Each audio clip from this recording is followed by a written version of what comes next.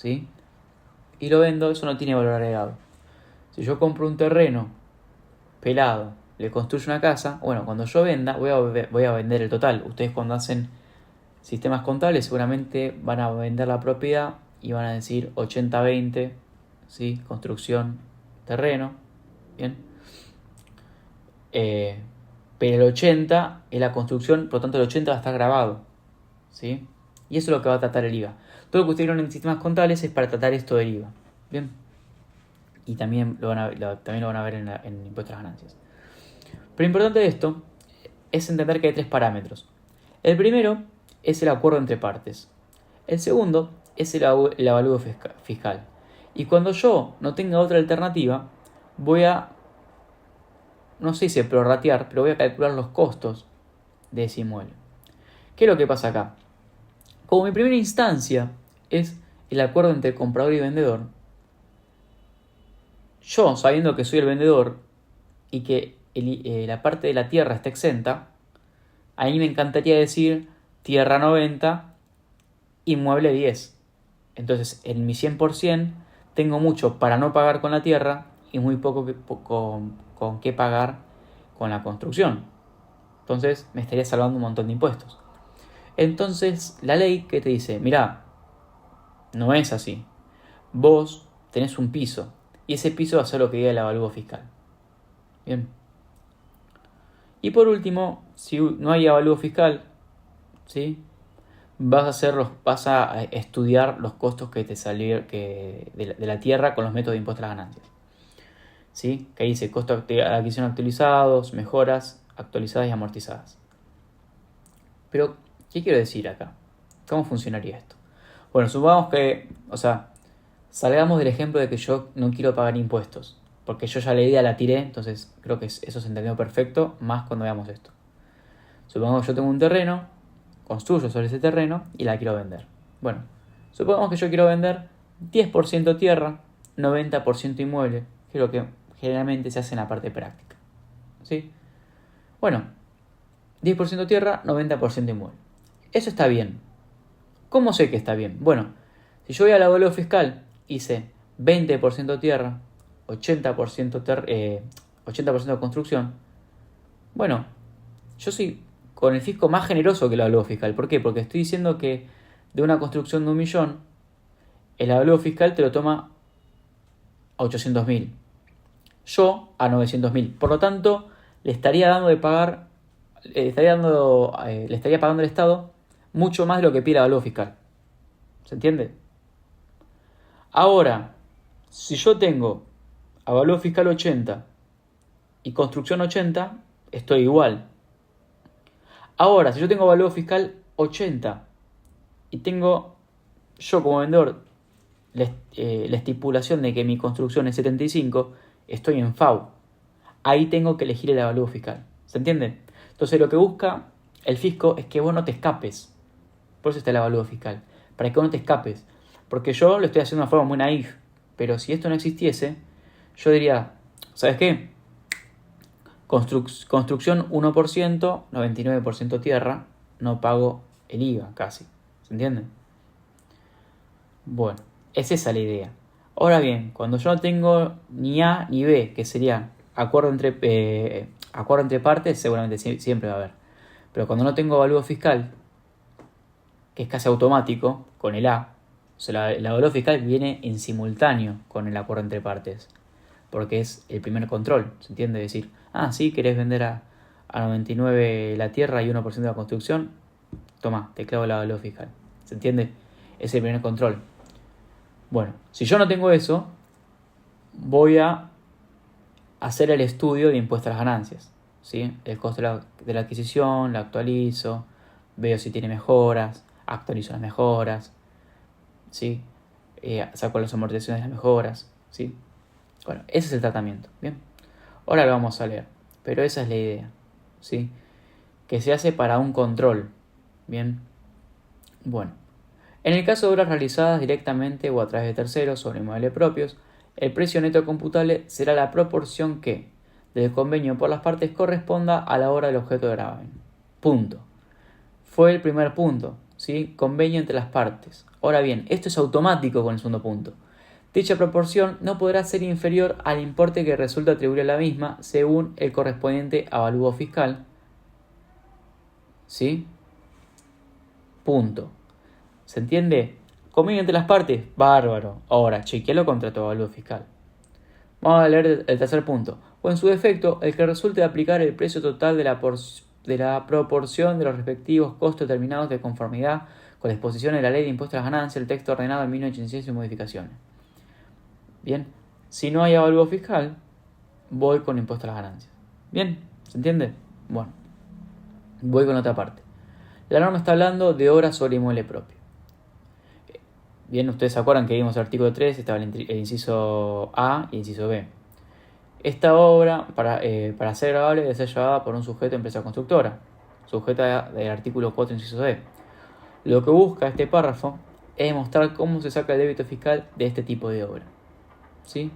Si la empresa compra un terreno y allí realiza una construcción, al vender realizará lo siguiente. Venta por 10 millones, está la parte de la obra y la parte de la tierra. Bien, la parte de la obra es la que se va a grabar. Bien. Bueno, acá justo lo dice, la parte de la obra será la gravable para determinar el precio. Ya que explica los tres pasos. En un principio, el primer punto, en un principio lo acuerdan las partes. Acá la empresa constructora buscará que la obra no sea la más significante. Así lo grabado es menor y paga menos impuestos. Bien, lo que yo dije, yo si pudiese, te digo terreno 99%, 1% obra. Pero ¿qué pasa? Aparece inmediatamente el segundo punto. ¿Qué dice? Acá la norma según su recaudo, acá la norma toma su recaudo, e indica que el precio de obra no puede ser menor a la evaluación fiscal. Es decir, si yo digo el terreno es el 50%, ese 50% no puede ser menor a lo que me dice el fisco. ¿Sí? Si el fisco dice de una hectárea de 1 millón, mi 50% es tierra, quiere decir que del 50%,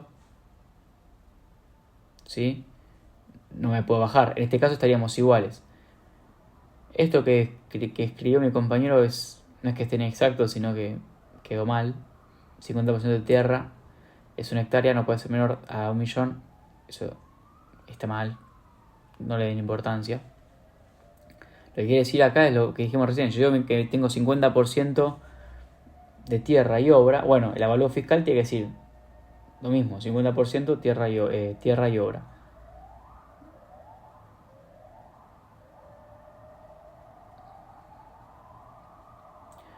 El caso de que el avalúo fiscal no se pueda realizar, el tercer punto, se toma la proporción de costos conforme al impuesto a las ganancias. Por último dice, entonces lo primero que hago es el acuerdo entre partes, segundo la evaluación fiscal y tercero impuesto a las ganancias. Nunca los tres en simultáneo. ¿Sí? Por más que A y B sea casi automático, nunca los tres en simultáneo. Cuando dice nunca los tres en simultáneo es que en realidad nunca los últimos dos, nunca he puesto a las ganancias y avalúo fiscal. ¿Sí? Pero es como un paso a paso. Primero acuerdo en tres partes. Automáticamente avalúo fiscal. Si no hay avalúo fiscal, impuesto a la ganancia. Bien. Después, ya el artículo 10 vimos todo, porque después va a hablar de las pólizas. Las pólizas tienen un tratamiento también especial. Pero sí vamos a hablar de las ventas en pozo. ¿Sí? Esas ventas que uno está esperando, sí, a que le liberen la escritura mientras hace sus aportes. Y acá aparece el artículo 10, el décimo párrafo, que nos va a llevar automáticamente al artículo 45. ¿Sí? Entonces, ¿qué dice? El que dice, en el supuesto contemplado en el párrafo precedente, si la venta se efectuara con pago diferido. Bueno, hay anticipos que están, los anticipos que se integran, ¿sí?, al precio de gravamen. ¿Y qué anticipos son? Bueno, los que vimos en el artículo 5, aquellos que congelan precio. ¿Sí? ¿Se entiende? Los anticipos que congelan precios se atienen al gravamen. ¿Ok? Entonces, ¿qué va a pasar? Lo que pasa es que estos anticipos, hagamos de cuenta que hay una obra que sale 1 millón y lo pagamos en 10 anticipos. Bien. esos anticipos que yo estoy pagando no va sobre el valor del terreno, va sobre el valor de la obra. El valor de la obra tiene un IVA. Entonces seguramente a medida que yo voy pagando, ya en los últimos 2 pagos, voy a haber saldado el gravamen del IVA. ¿Se entiende? Supongamos que yo de 1.000.000 tengo 210, ¿sí? Y de la obra en realidad es 90%, por lo tanto yo tengo 9 millones, ¿se entiende? Tengo 9 millones de 1.000.000. Entonces yo cuando llego a los 9 millones ya pagué el IVA ahí dentro. El millón que me queda estaría exento porque es el valor del terreno, ¿se entiende? Hagamos de nuevo. Yo tengo 1.000.000, ¿está? En 10 pagos, ¿sí? El valor del terreno, 90-10. O 80-10 si quieren. 80-20, perdón. Entonces, mi IVA va a ser el 80%, va a ser sobre el 80% de 1.000.000, el 21%. O sea, yo hago 1.000.000 por 80% de 800.000. A esos 800.000 le saco el 21. ¿Entiende? Entonces sería de 800.000, sería de 100.000, sería 21, 42, 84 por 4, ¿sí? Y después si yo 84 por 2, 160, 168. Espero no estar tirando cualquier número, pero me parecería que sí. 21 por 8. Perfecto. ¿Qué quiere decir? Que yo todos los meses estaría pagando 100.000, ¿no? Entonces yo haría primer anticipo, segundo anticipo, tercer anticipo, cuarto anticipo, quinto anticipo, sexto anticipo, séptimo anticipo, octavo anticipo. Ya hasta el octavo anticipo, yo estaría pagando el total de la obra. Yo pagando el total de la obra, yo estaría pagando el total del impuesto. ¿Tá? Los otros que quedan estarían exentos. Entonces lo que me dice la ley, lo que vamos a ver ahora, es que esos 2 anticipos siguientes yo los puedo pagar y después se los puedo reclamar al fisco, ¿sí? Ahí aparece el artículo 25 del DR, ¿sí? Entonces, acá que es importante la venta en pozo, que los anticipos que congelan precio hacen la base imponible, digamos, ¿sí? Hacen la base imponible. Y va a llegar un momento en el cual yo ya saldé mi impuesto, entonces los pagos sucesivos deberían estar exentos. Entonces queda en mí pagarlos y pedirle al fisco, ¿sí? O pagarlos de forma exenta. Lo más recomendable siempre es pagar y después pedir al fisco. Pero bueno, depende mucho en la práctica, ¿sí? En la realidad práctica. Bueno, vamos hasta ahí y después vemos el 26.1. Detalles adicionales. ¿Qué ocurre con las ventas en pozo? Aparecen 2 normas. Este es el artículo 10, sexto párrafo, hecho imponible a empresas constructoras. Acá aparece el artículo 45 del DR, dice anticipos. Los mismos se integran en el precio objeto de gravamen. ¿Qué anticipos? Aquellos anticipos que congelan precio. Eso está en el artículo 5. Estos anticipos se aplicarán al precio de lo que sería la obra, es decir, lo que está alcanzado por IVA. ¿Se entiende? Esto tiene un propósito, obligar a la obra constructora a generar su débito fiscal. Entonces dice, de 9 anticipos, yo solo haría con el anticipo 8, dado que el 9 es el pago del saldo, del remanente, la parte exenta. Con esto aparece el artículo 25 del decreto reglamentario. Este anticipo, el 9º, según el decreto reglamentario, queda a consideración de la empresa constructora si grabarlo o no. El resto se va a grabar todo, ¿sí? De esta forma no me excedo, dado que saldé con el pago 8 y con el 9 sí me excedería. Ahora bien, esta extensión del artículo 25 debo ir a pedirle al fisco, ¿sí? Por eso digo la realidad práctica. Está entre el momento en que vos la pedís y el momento en que el fisco te la da, y si en el medio vos no pagaste, el fisco te puede pedir un requerimiento. Entonces siempre lo más cómodo en la vía legal, no en la vía financiera, pero en la vía legal, es sobreformalizar la ley y después reclamar. Es como un solvet repete, ¿sí? Porque para no tener quilombos extra, vamos a hablar así mal y pronto. Bueno, el objetivo de este impuesto es que el fisco no pierda dinero dada la inflación y el diferimiento de los pagos.